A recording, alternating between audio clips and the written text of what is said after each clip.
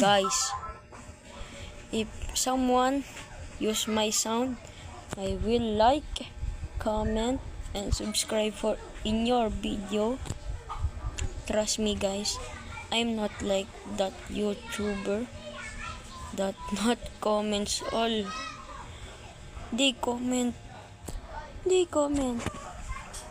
other, and they do other videos or shorts, and they will not see your video because they are busy on another short or video.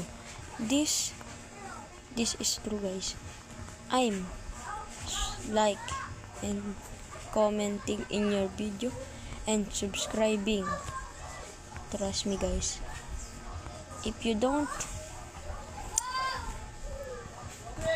I will don't subscribe.